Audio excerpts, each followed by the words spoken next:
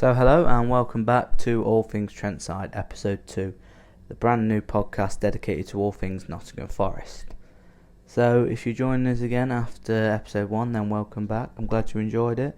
If you are new to the channel and you want to watch episode 1, I'll leave a link in the description, or you can see it on our official channel. So didn't really miss much in the first episode. We just spoke about what players are doing to keep fit during the pandemic that's going on in the world at the moment, what's happening without football. But the two things I did touch on in the last video was contracts, and the big news that came out I think 5 days ago in the Telegraph was that Sabri is in talks with Forest over a new long-term contract. I think every Forest fan when they read that would have been happy, because of course, touched on in the last video what he's done for the club since he's took over in the summer, restored faith, and regardless of what happens with this season, if it continues and we didn't get the playoffs, or the season gets voided, he's done a fantastic job. He's took a team that were nowhere near really playoff contenders or promotion contenders by many at the start of the season, and he's turned us into a team that on its day is one of the best in the league. Teams struggle to break us down. Very rarely it happens. We've only seen it on a couple of occasions this season. So it's the right decision by the club to move that forward, especially, of course, once this all blows over. Clubs will be sniffing around for a new manager once things kick off. And if obviously Moochie was out of contract or close to doing that, then it would have really, been foolish by Forest, because probably for me, big bold statement to make, been the best manager we've had since Billy Davis in his first tenure. So it's a good move by Forest. The second thing is that, of course, when will football return? That's the big question on everyone's lips.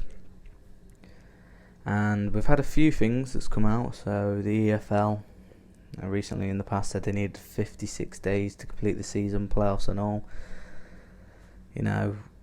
Would have been a tough one, especially for what's, with this so much uncertainty, and also apparently now FIFA have come out and said that they need a plan from Premier League and the European leagues really to see when they want to restart the season and what they plan to do to keep these safety measures in place. It's going to go either way, isn't it? I think now, we've got to a point where football's either going to return or it's not. You look at the French league that's been suspended, the Belgian league, the Dutch league, all three leagues have been voided. So it's obviously going to go that way. Or we've got the German league that's meant to be coming back at the start of May. So we're going to go down that road. For me, I just think it needs a solution. We're sitting around now thinking what's going to happen. There's people who, as I mentioned in the last video, I've got Sheffield Wednesday tickets. I know it's only one game, but you don't know what's happening with that. Am I going to be able to go at some point, or can I get my money back? And there's people buying season tickets. When is the season going to start? When is it going to be safe for me to go? Is it worth buying one? I know people's health comes first, and that will always be the main priority. But there is these questions that football fans need answering. From our point of view, if we obviously put our differences aside for what teams we support and said, of course, people are most important in this situation. We don't want any more deaths, and or to contain this virus, ready to go out too soon, and everything comes flooding back. It gets worse when we go into lockdown again. We don't want that either. So we just need a happy medium for everyone. I don't think everyone's going to be happy with the outcome, but we definitely do need a decision soon, because I think we're all waiting on what's going to happen, and the later it goes on, the later it eats into next season, of course, as well. When's next season going to restart? There's questions on that. There's already saying, I think was it the Dutch league that said they're, or the French league, one of the two, that said they're not having any sport until September. So not only does that mess up the domestic leagues, European competitions as well now, what's going to happen with that? And in September, that's already, 1 month of the start of the next season gone. So the FA, FIFA, UEFA, whoever's dealing with this, need to come out now and say, work towards a date. That's what I think they should do. Work towards a date and say, if things haven't improved by this date, then we're going to have to let the season go. Now, so as I mentioned in my last video, like, as much as, Forest are on the cusp of the playoffs and we could go to the Premier League, it's a lottery. I don't mind it being voided, of course, but obviously, Leeds fans, West Brom fans, Liverpool fans, any fans who are in the position to win a title or win promotion are going to disagree. So there's going to be uproar whatever happens. I feel some teams are going to think it's not fair. You're putting people's health at risk. There's no point. But some teams are going to be like, well, especially Leeds, we should be playing top flight football for the first time since 2004. This has been our best chance. It's such a hard one. I feel like, I say that they do need to come out and say something like this is what we're building towards, because we're getting to a point now where you're asking the same questions. I'll probably, when I do my next video, it's not going to be a lot clearer then either. So we're just going to be sitting down and talking about the same things about what we want to happen. So for me, I think they should work towards a date, see if things improve. If it doesn't, then make a big decision then. But it all depends really, doesn't it? So with this video, I've decided to do something different. So obviously, being a Forest fan, many of you would have seen a few years ago they did a segment called My Forest Story. So they got a few former players, I think Nigel Clough was on one, just talking about their time at Forest, what they did, how they enjoyed their time at the club. So I've decided to put a spin on that today, so you can get to know a bit more about my background and how long I've supported Forest, and my ups and my downs. So something a little different, something a little bit light-hearted, rather than keep talking about politics and the pandemic. Something that's going to take your mind off it. Hopefully you can listen back and think, oh, that was a high point for me, or oh, I went to that game, it was a low point. But yeah, without further ado, I'm going to start on my Forest story. So I was born a Forest fan, of course. There's pictures of me in the Forest kit somewhere. I think it was it had a white Forest shirt. The badge was in the middle. It was, not all white. I can't quite remember what was on it now, but a serious memory of me in a shirt. But that was all I remember really. I didn't really start following Forest till 2006. Was never really a child that was that much into football. Really, I didn't have an interest in it probably until strong back end of 2006-2007 season, when it would have been the season when we lost in the playoffs to Yeovil. And kind of glad I didn't know about that, because the capitulation in that, now watching back the highlights, is you still can't get over it to this day sometimes. But yeah, I went to my first game, and it was actually the end of season. That game we drew 0-0 with Crewe, and the feeling of just going out onto the pitch. I sat in the Trent end, ironically. Come up over the steps, and you just seen it was a lovely summer's day. The pitch, nice white markings. The sun was beaming. It was such a good day. It felt like home. People will always remember their first Forest game, and even though it was a 0-0 draw, I remember Scott Dobie at the post. I mean, it would have been nice if he'd have scored, because it would have been, I could have said I'd seen Scott Dobie score, which not a lot of Forest fans can say really, even when he joined us. But yeah, so obviously I wanted to make more games after that. Obviously, the age I was being, it was pretty difficult to go, so I couldn't go on my own. So I missed the promotion season, the season after that, which I'll go back to it in a minute. It was gutting at the time, to go on the pitch and celebrate with everyone. It was difficult to see unfold really. I didn't really know what was going on, but now looking back, it was like, wow, I actually wanted to be there. I wanted to be say I was there when we got promoted against a team that caused us so much heartbreak the previous season. But as you were, hopefully, now if we do get promoted in the future, I could say I've been there. So didn't go to any games that season, which pretty disappointing. But obviously then things started to pick up as I got older. I could go to more games with more people, as they got older as well. So I remember we went to the 09 08-09 season, when these two kids for £1, I managed to get a ticket for that. A great deal that was, when it kids for £1. I went to loads now. I already milk. I was gutted when I was. I didn't qualify for it anymore. I think loads of people were taking the mick with it, so they like reduced it to like age 11 after a bit. I can't remember what season they did it, so people wouldn't go into the grounds anymore. Because I remember I bought tickets for my friends who weren't really Forest fans, just went for a day out. But it was for £1. You just need your bus fare, money for a drink, £1 for a ticket. It was a great day out. But yeah, I went to a Crystal Palace game.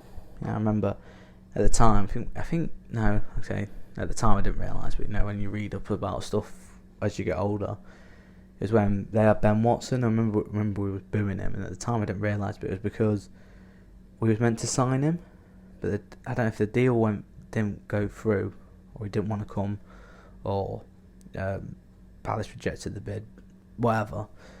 We ended up booing him. That was like my first taste of actually someone getting hate at football. At the time I didn't realise,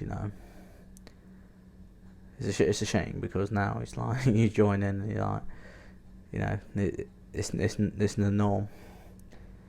Yeah, again, didn't get too many games that season, unfortunately. God, I'm sounding like a right. I swear then. Not that I get many views, so I won't get demonetised anyway. But I sound like a right rubbish fan, aren't I? keep saying I didn't go to many games for my first 3 years, but it does pick up, I promise. So after that, I obviously went to the 09-10 season. We just stayed up again. There's moments sometimes though you wish you were there for. The Dexter Blackstock volley against Bristol City that season. I wish I were there. Just again, one of them I was there moments. But you make memories with other games down the line that some people can't go to, and vice versa.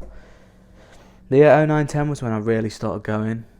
I remember the first game I went to of that season, we lost 1-0 to Blackpool, and that was the season they beat us in the playoffs, and they beat us 4 times. That was a proper bogey team for us, wasn't they? I mean, they ended up going up as well, so you don't mind losing to the team that eventually beats you, do you? If they go and win it.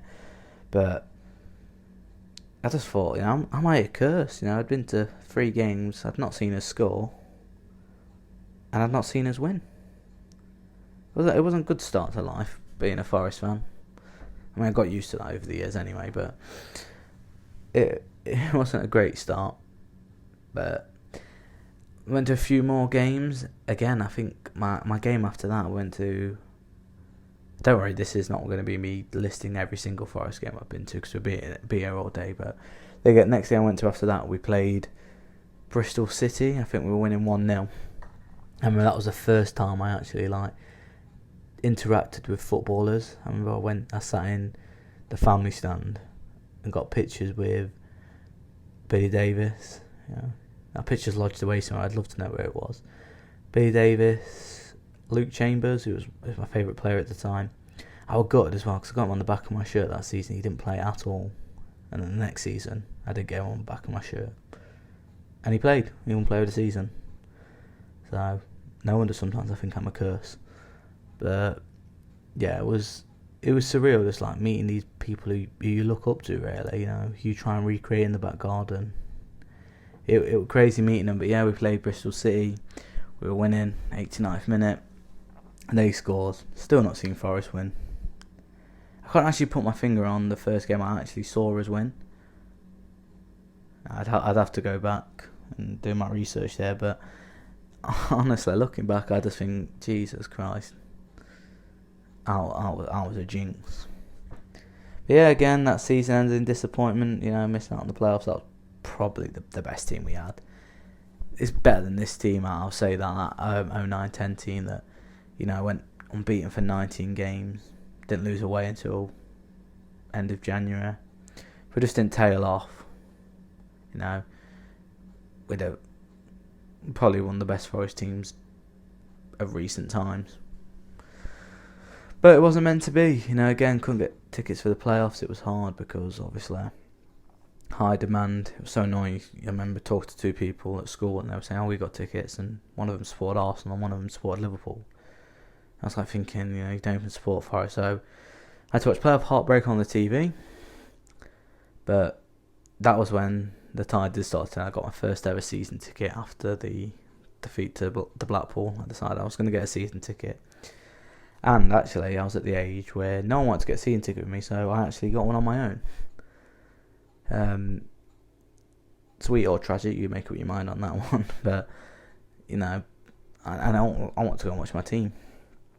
So that season was, that was the season we only lost one game at home, and I actually didn't go to that game at home, so I kind of feel like I was a jinx, but now, I'm your lucky charm, because I was off. I had tonsillitis for 2 weeks, and we lost 1-0 to Hull, and I couldn't go because I was just getting better, and I couldn't go out, so and every other game we didn't lose. That season we drew or won. Got to go to my first derby game after that, in that season when we beat them 5-2, and probably no better game to pick your first derby game to go to. No drab 0-0 draw. A 5-2 win over your local rivals is always sweet, but the mist rolling in from the Trent. Listening back to Colin Fraser's iconic commentary was surreal, really. You just knew that this is, you made the right decision following Forest and not Sky. No disrespect, but so yeah, again, that season we had some right games, didn't we? Right goals. McGugan's free kick against Ipswich, best goal I've seen live. It's got to be just ridiculous. Other games, the Paul McKenna last minute against Leicester to keep us in the hunt for the playoffs. We had some cracking games that season. Made us, maybe realise why you love football. And then, again, being Forest, never easy. Things go downhill. So we go to the first leg of the playoffs. I'm buzzing. First time actually watching the playoffs. We've been fantastic all season. At home. Swansea go down to 10 men after 59 seconds. Okay, if we can get a few goals here, we're going to Wembley probably for the first time since it opened, the new Wembley. But of course, Forest set you up for a fall. We drew 0-0. I just remember coming back that game and I was thinking, how have 10 men held us for... when you see like football, and you see, 79 minutes and 11 minutes to hold out for 10 men, people can do that.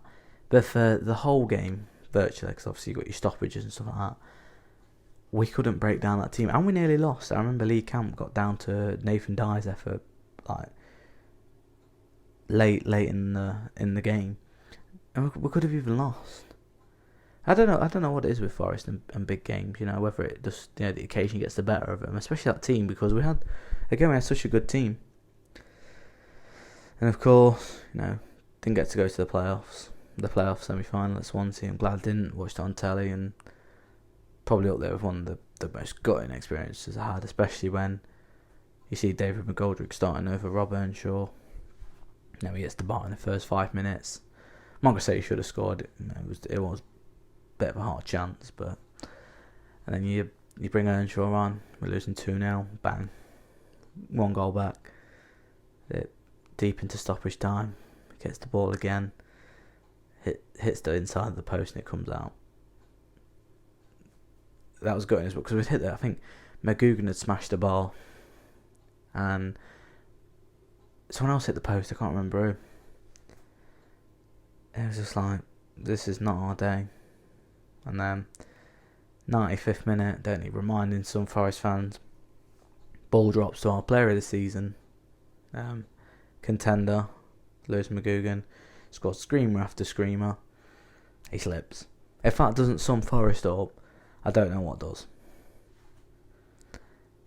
And then I think that does ruin the confidence of the team, the squad. See, Davis left, and then things just went downhill from there. 11-12 season.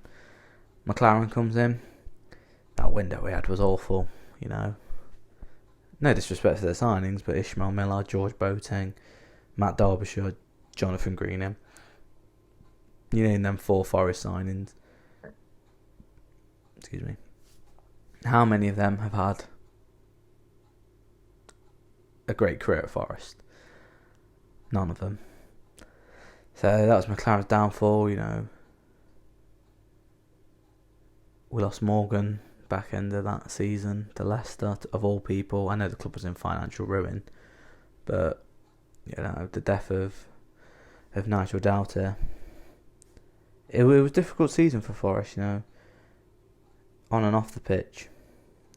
Losing to Derby as well, who had 10 men again. Another situation where it doesn't sum Forest up when you can't put to bed 10 men.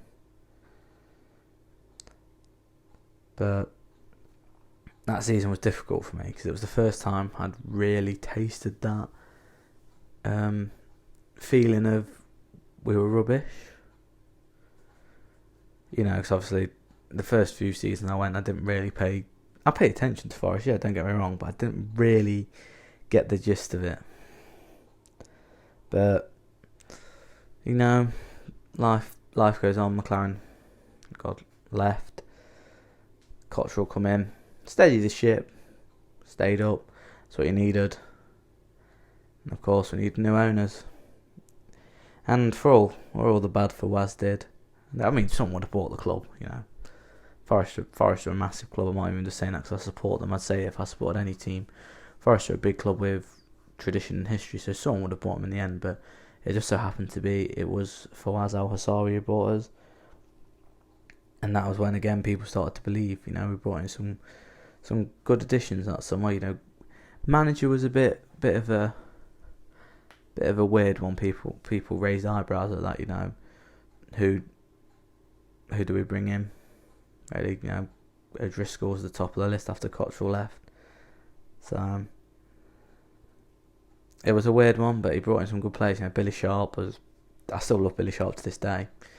It was good when we didn't sign him permanently, but he scored goals. He scored goals at this level, and that's what you need. You see it with Grabban this season and the season before, and Sombolonga. Without their goals, who knows where we'd be. Especially Grabban this season. One of his points that he's won us this season has been ridiculous. So just having that proven championship striker looked like we was going to move on. With Billy Sharp, and then we get turned into a laughingstock. I don't know what Fawaz was thinking. First of all, sacking O'Driscoll. I think, however long I support Forest till the end of my days, that sounds a bit morbid, doesn't it? But however long I support Forest until doesn't even make sense. And okay, for the rest of my days, right, however long, I follow Forest, and whatever happens in the future while I'm following Forest, I will never get the sacking of Sean O'Driscoll. How we went from beating Leeds 4-2 on the cusp of the playoffs to then saying bye. He'd built together a decent steady squad. But no, that wasn't good enough for Fawaz. And that was, I think, the point where people thought, we'll let this one slide. But then things just went downhill from there, wasn't it? It was the George Boyd had him on loan 09-10 season when we had lost to Blackpool. This lad could play, At the time, I think obviously he can't play now, but he's better than all of us who's listening to this, and definitely better than me who's doing this. But he could play at the time. He was a very sought after player. We had a bid accepted for him, and he fails an eye test. It's a bit ironic when he smacked one in from, I think it was 40 yards, 45 yards against someone in League One. But it was just at that point you're just thinking, you're just making our club into a laughing stock. People are thinking, who's this, clown managing Forest, blah, blah, blah. Yeah, it was a strange time. It was for a few years after that. I think Fawaz realised that, especially when the appointment of Stuart Pearce, I'll say it to this day, I think Stuart Pearce was to appease the fans. We got to the point where, this guy was, he could do no wrong in Forest's eyes. So Forest was like, if he can do no wrong in Forest's eyes, if I get him, I'm going to get them back on side. And I'll touch on that later as well, when I think another situation where that happened. But we got into that season. I remember going to the Blackpool game, and that was just tremendous. I think no matter how Stuart Pearce's tenure ended, when I was talking about the playoff game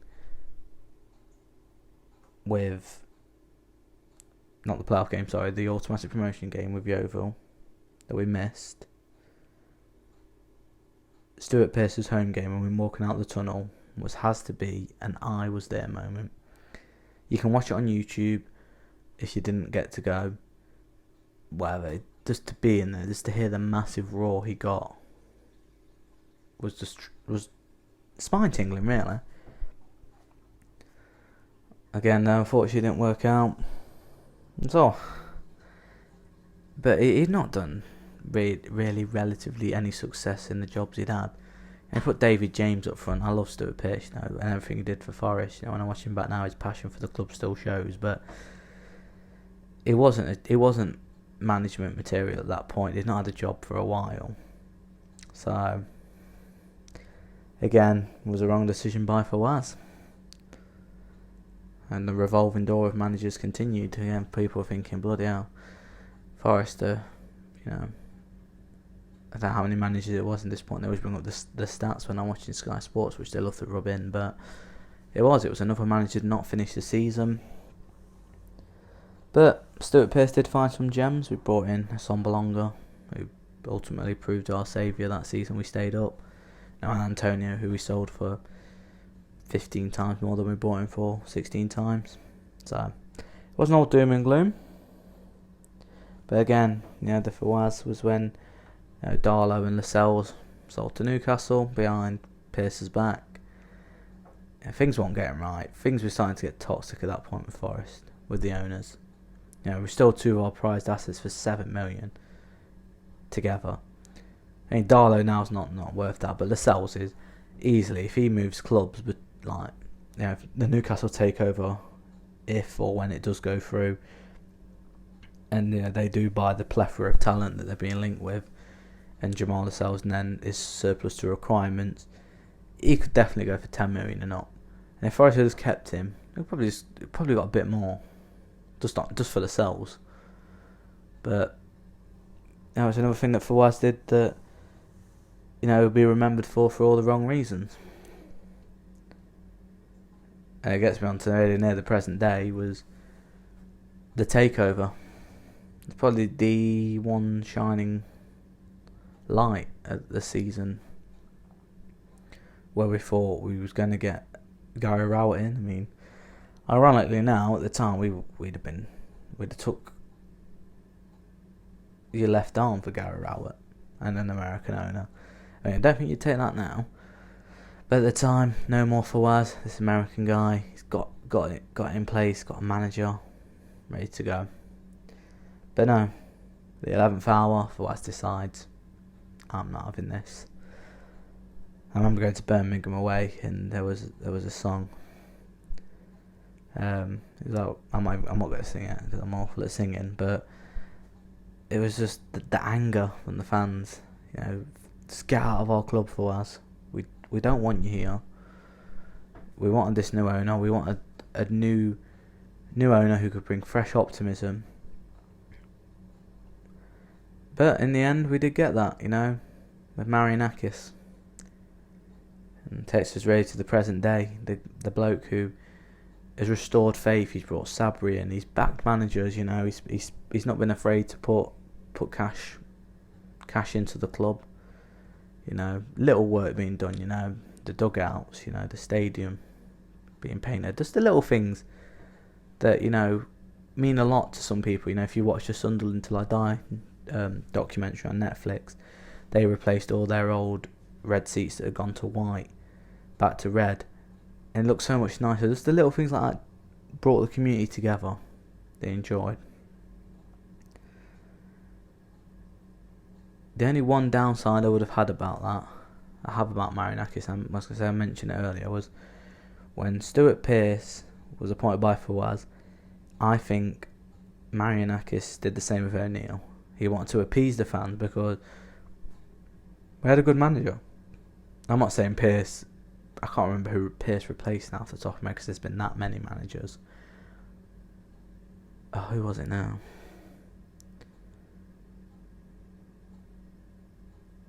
Oh, I can't remember off the top of my head. But that would have been Davis, wouldn't it? It would have been Davis' second spell. Yeah, again, if I was trying to appease people because we want a Billy Davis back. Sometimes it doesn't always work. They say never go back. No. But with O'Neill, it was like there were so many managers on the market at that time who we could have gone for. I think Chris Hughton was out of a job at that point.